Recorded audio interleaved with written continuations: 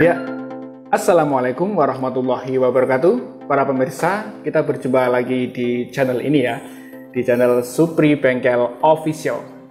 Ya, para pemirsa, alhamdulillah kita masih dapat berjumpa lagi untuk saling berbagi ilmu ya tentang seputar mobil, baik itu mobil manual maupun mobil matic. Insya Allah kami akan selalu membuat video-video edukasi seperti ini sampai nanti sehingga pemirsa semua banyak mengetahui hal tentang permobilan. Ya, dalam kesempatan kali ini kita akan membahas transisi dari pengguna manual ke matic. Nah, gitu. Jadi para pemula yang biasanya menggunakan mobil manual pindah ke transmisi matic itu terkadang agak masih kurang nyaman atau ada hal-hal yang perlu diperhatikan. Terkadang hal-hal sepele namun ternyata banyak diabaikan oleh para pengguna mobil transmisi matic yang baru atau baru menggunakan mobil matic ya. Nah, hal apa saja yang perlu diperhatikan? Langsung saja kita simak pemaparan dari beliau, owner Supri Bengkel. Oke, kita sapa. Selamat malam. Selamat malam Mas. Bagaimana kabar hari ini? Ya, alhamdulillah Mas. Hari ini alhamdulillah kabar baik. Iya. Bengkel lancar nih? Ya, alhamdulillah Mas. Oke. Baik, Mas Supri ya. Silahkan untuk pemaparannya kali ini tentang itu tadi. Bagi pemula atau pengguna baru mobil transmisi matic, hal-hal yang perlu diperhatikan. Monggo, silakan. Baik pemirsa, alhamdulillah. Bagaimana kabar pemirsa hari ini? Mudah-mudahan pemirsa semua diberi kesehatan hari ini ya. Tetap sehat, tetap semangat pemirsa. Di zaman pandemi ini kita semua modalnya cuman semangat dan berdoa pemirsa. Berdoa mudah-mudahan kita semua diberi kesehatan. Dengan kesehatan kita bisa beraktivitas. Pokoknya intinya jangan takut, tapi ya tetap waspada. Tetap jaga prokes ya pemirsa ya, untuk menjaga kesehatan. Dan juga tak lupa kita berusaha dan berdoa. Mudah-mudahan dengan berusaha dan berdoa kita semua dijauhkan dari malapetaka yang datangnya tiba-tiba ya pemirsa ya. Dengan kita berdoa dan berusaha, insya Allah apa yang kita lakukan ini bisa lebih bermanfaat lagi tentang kehidupan ini. Sebabnya apa? Kehidupan harus berjalan pemirsa. Kehidupan ini harus berjalan. Kita tidak cukup untuk berpatu tangan, berbarban, nggak bisa. Sekarang nggak bisa untuk berbarban. Makanya dengan adanya pandemi ini kita harus rubah mindset ya pemirsa ya. Mindset kita harus dirubah. Yang biasanya kerja ini enak, tapi sekarang kok gini. Makanya mindset kita harus berubah. Dan saya juga mengingatkan bagi yang belum sholat, silakan sholat dulu pemirsa ya, supaya hati kita jadi tenang. Dengan hati tenang kita semua akan menjalani dalam kehidupan ini akan lebih semangat lagi. Itu pemirsa, kali ini saya akan memaparkan apa yang disampaikan oleh Mas Kris tadi mengenai masa transisi ya, seputar transmisi otomatis. Apa yang perlu diperhatikan mengenai yang biasanya pemirsa semua pakai transmisi manual ke transmisi otomatis. Yang perlu diperhatikan tentang yang pertama adalah seputar menggunakan stick persnelnya ya pemirsa ya. Itu ada P, ada R, ada D, ada 2, ada 1 itu pemirsa ya. Itu masalah mengenai tombol-tombolnya atau sticknya. Nah, P itu untuk posisi parkir ya pemirsa. Apabila pemirsa mau berhenti supaya mobil istilahnya tidak gelondor, harus diperhatikan posisi P gitu. Setelah P apa itu? Yang kedua adalah R. R itu bukan racing ya pemirsa ya.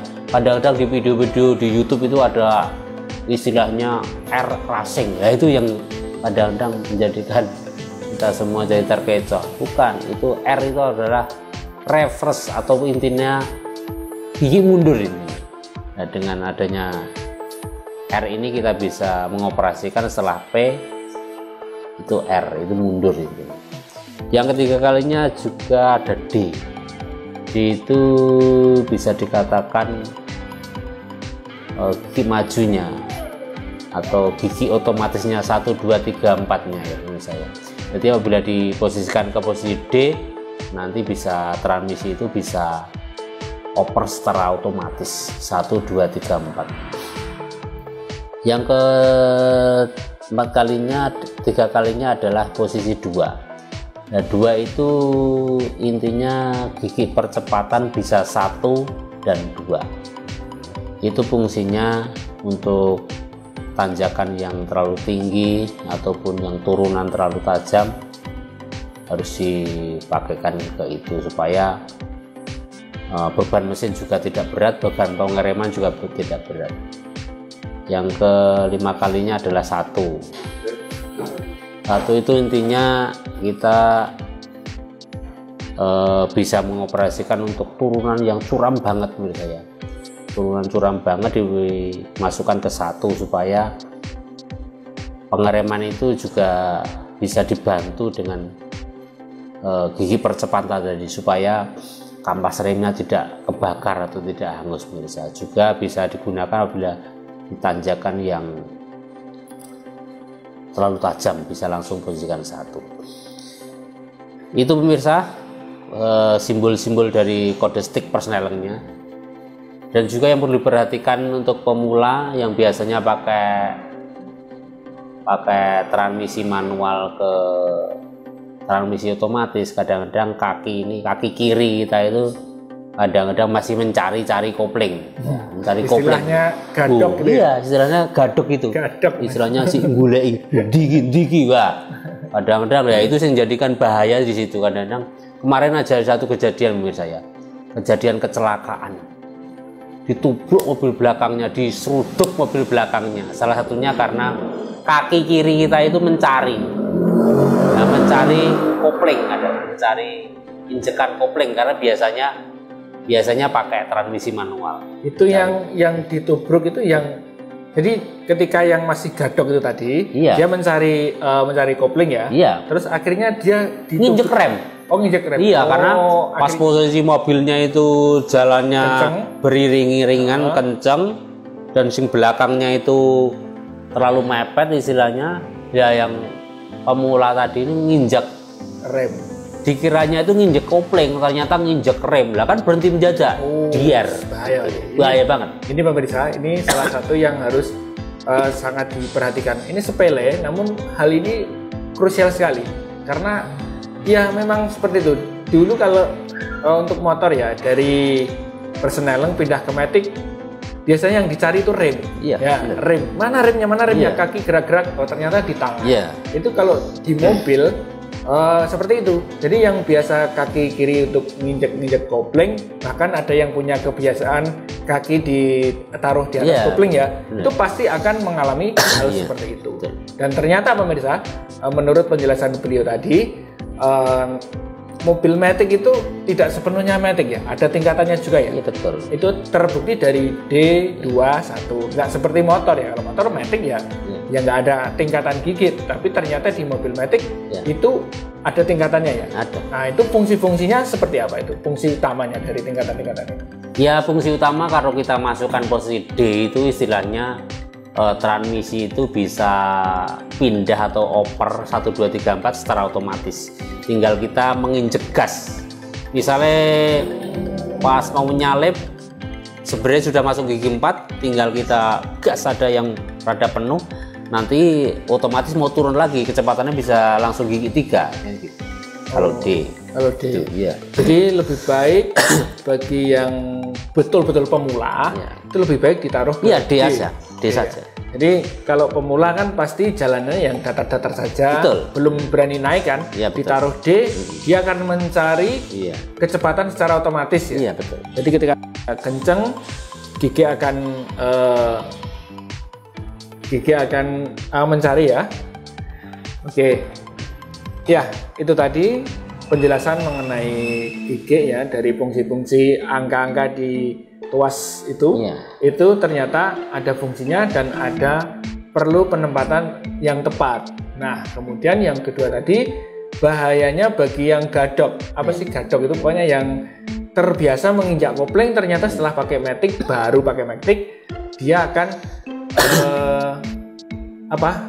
terbiasa nginjak kopling, akhirnya keliru nginjak rem. Nah, itu sangat bahaya sekali. Maka perlu diperhatikan ketika mau menggunakan mobil matic, harus dipahami, betul-betul dipahami ya.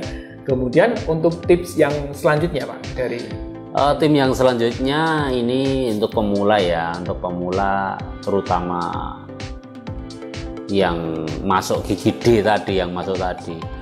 Jadi istilahnya nggak usah dioper-oper kedua ke satu selama jalannya lurus ataupun jalannya terutama untuk naik ya. Jadi intinya nggak perlu dirubah-rubah lagi ke dua bagi pemula, 2 turun 1. Nah, kecuali kalau posisi curam memang harus dirubah. Karena apa? Bagi pemula kalau sering-sering rubah dikhawatirkan nanti nggak taunya setelah masuk gigi percepatan D nanti nggak taunya dimasukkan ke posisi R. Ya kan posisi jalan langsung mundur. Nah, otomatis kan bertumbukan tadi. Jadi gitu. Karena nanti takutnya suka ngubah-ngubah, dia kelupaan. Ya. Biasanya dirubah ke 1, ke 2, malah ini langsung ke R. Otomatis bukan hanya berhenti mendadak, langsung mundur ya. Iya, mundur. Bisa-bisa mesin langsung hancur. Seperti itu pemirsa, perlu diperhatikan. Jadi matic itu enak, maksudnya enak, dia kan matic namanya, automatic ya, tentunya akan memberi lebih kenyamanan asal dia tahu cara penggunaannya. Oke. Kemudian apa perbedaan yang signifikan ketika ditaruh di D? Ini tuas tadi ya, ketika tuas tadi ditaruh di posisi D dan antara 1, 2 itu perbedaan yang sangat signifikan tuh apa perbedaannya biasa saja apa memang ada hal sesuatu yang betul-betul membedakan, misalnya di posisi tertentu itu yang betul-betul harus menggunakan gigi 1 atau gigi 2, karena kan bagi pemula yang tadi harusnya di D, nah ternyata dia dihadapkan di kondisi tertentu yang seharusnya diarahkan ke nomor 1 atau nomor 2. Iya. Itu terutama di jalan-jalanan yang menurun tajam itu kan perlu pengereman yang ekstra. Pengeremannya kan, nah kalau turunan tajam itu kan ekstra. Tahu sendiri kalau otomatis itu transmisi otomatis untuk turunan yang tajam itu dimasukkan posisi D, otomatis kan tingkat daya lontarnya kan lebih tinggi lagi. Makanya harus supaya daya lontarnya nggak terlalu kenceng kan harus dimasukkan ke 2 atau 1. Fungsinya apa?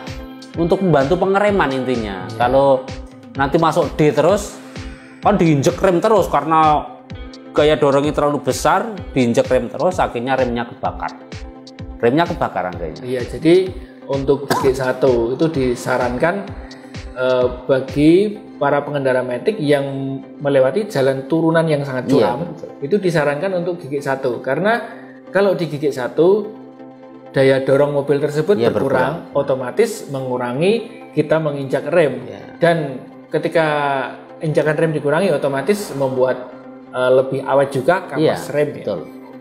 Tips selanjutnya ya selain itu untuk pengereman juga perlu diperhatikan untuk jalan-jalan menurun tajam untuk pengereman jangan diinjek terus ya pemirsa ya, paling enggak dipompa-pompa rem set gitu, dipompa-pompa. Intinya fungsinya apa? Supaya udara itu masuk ke sistem pengereman, karena kalau diinjek terus otomatis kampasnya kan akan menimbulkan gesekan yang terus-menerus akhirnya menjadi terbakar. Itu kalau di mobil biasanya nanti mengakibatkan rem jadi kurang pakem, istilahnya kok mobilku nyelorot terus ya, kenapa ya? Nah itu salah satunya ternyata dari pengereman yang tidak mengerti masalah mobil otomatis ini. Terutama terjadi pada motor juga begitu, kalau direm terus akhirnya menjadikan blong. Itu di motor itu banyak itu. Ini pengereman secara terus menerus itu tidak baik. Iya. Kadang bagi yang tidak tahu loh saya tuh baru saja ganti kampas kopling belum lama kok sudah tidak pakem lagi. Iya, kampas itu rem. Salah satunya, kampas rem ya. Iya. Kampas rem belum begitu lama diganti kok sudah tidak pakem Iya. lagi. Itu salah satunya penyebabnya itu. Iya, Di betul. rem secara terus-menerus akhirnya kampas remnya terbakar. Kalau kampas rem sudah terbakar dia tidak akan berfungsi Iya, secara sempurna. Oke. Mungkin ada lagi atau cukup?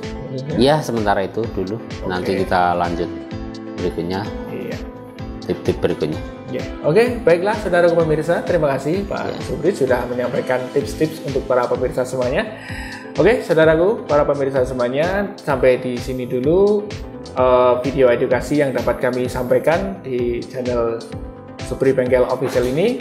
Semoga bisa memberikan manfaat bagi kita semua, bagi yang belum tahu, semoga bisa mendapatkan ilmu, dan insya Allah kami akan membuat video edukasi seperti ini terus ya, akan kami perbarui. Dan maka dari itu mohon dukungannya untuk kami dengan mengklik tombol subscribe yang ada di bawah video ini, bisa menjadikan dukungan buat kami. Dan perlu diketahui pemirsa bahwa klik tombol subscribe itu gratis, tidak membayar sedikit pun. Nah pemirsa, sampai jumpa lagi di video-video yang insya Allah bermanfaat selanjutnya. Apabila ada salah kata kami mohon maaf. Wabillahi taufiq wal hidayah. Wassalamualaikum warahmatullahi wabarakatuh.